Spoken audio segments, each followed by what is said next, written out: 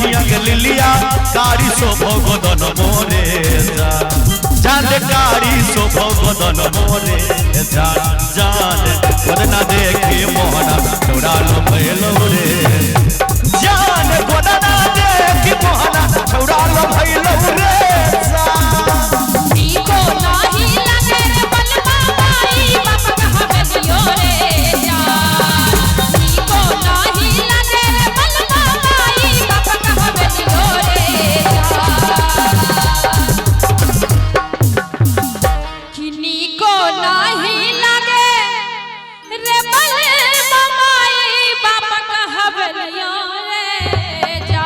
यो समय सरकार बढ़िया छिए ना खाना पीना भाग ना समय में ठंडा बेसी लगे हो ठंडा बेसी लागे त कनी ताली बजा दियो एक बार हां जय रे जान रे जान रे जान तोरा खातिर जगत हो बारे रे जान तोरा खातिर जगत हो बारे रख लिया रे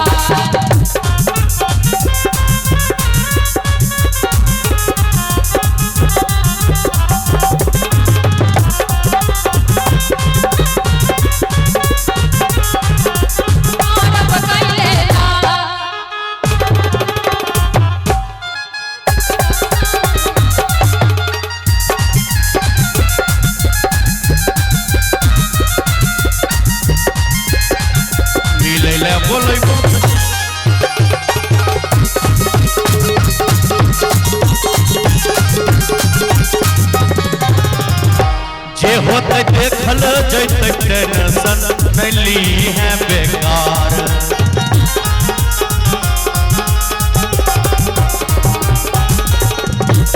तोरा पावे खातिर करबे हम करबे हद के पार तोरा पावे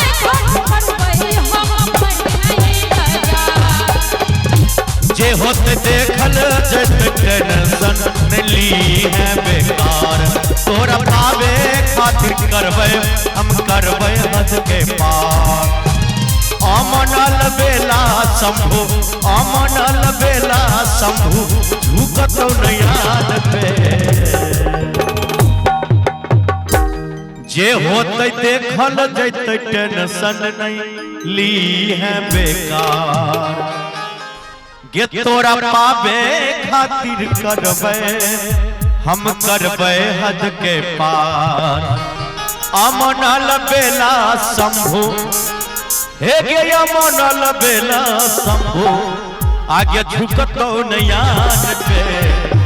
आ मिलै ले बोलैबो त यही है सोनरा के दुकान पे मिलै ले बोलैबो त यही है मना ई दुकान पे तोरा बिना हमरा लागन मनवा